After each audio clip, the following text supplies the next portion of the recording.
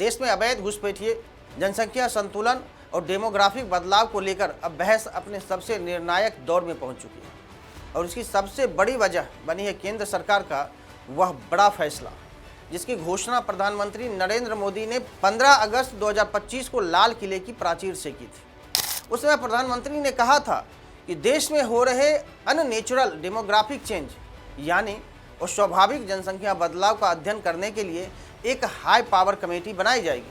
अब उस कमेटी का गठन भी हो चुका है। गृह मंत्री अमित शाह ने सोशल मीडिया प्लेटफॉर्म एक्स पर इसकी आधिकारिक जानकारी दी है।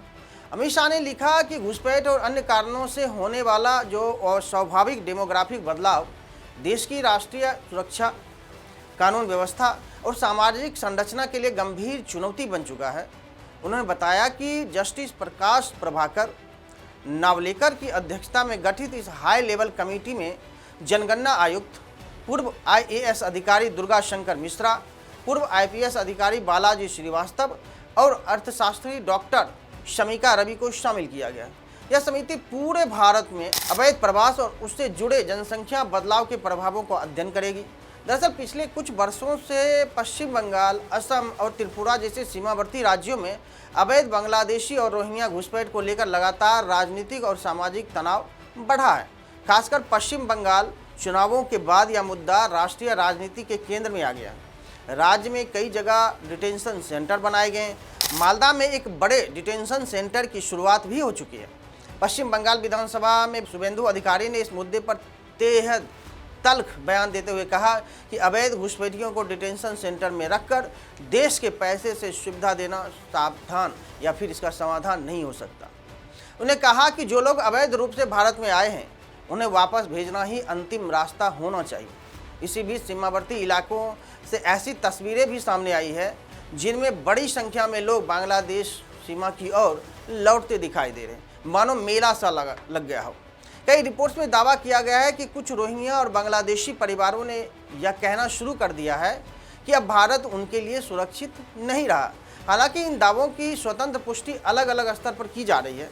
अब इस पूरे मुद्दे ने अंतर्राष्ट्रीय राजनीति का भी रंग लेना शुरू कर दिया। अमेरिका के कुछ मानवाधिकार संगठनों और मुस्लिम समूहों ने भारत सरकार की कार्रवाई पर सवाल उठाए। उनका आरोप है कि अवैध प्रवासियों के खिलाफ चल रहा अभियान केवल सुरक्षा का मामला नहीं है बल्कि मुसलमानों को निशाना बनाने की कोशिश है। लेकिन भारत ने इस तर्क में जवाब भी उतना ही मजबूती के साथ दिया जा रहा है कि और सवाल पूछा जा रहा है कि जब अमेरिका खुद मैक्सिको सीमा पर अवैध प्रवासियों के खिलाफ सख्त कार्रवाई करता है, दीवार खड़ी करने की बात करता है, बड़े पैमाने पर डिपोर्टेशन अभियान चलाता है, तब वही देश भारत को मानवाधिकार की पाठ क्यों नहीं पढ़ाता।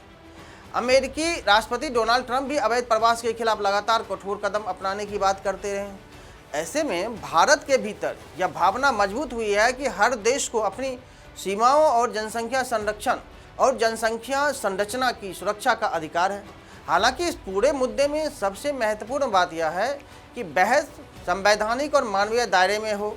अवैध प्रवास और राष्ट्रीय सुरक्षा पर चर्चा लोकतांत्रिक तरीके से हो सकती है, लेकिन किसी भी समुदाय या फिर समूह के लिए अपमानजनक और अमानवीय भाषा सामाजिक तनाव को बढ़ा सकती है। भारत का संविधान कानून के शासन और मानवीय गरिमा दोनों को समान महत्व देता है।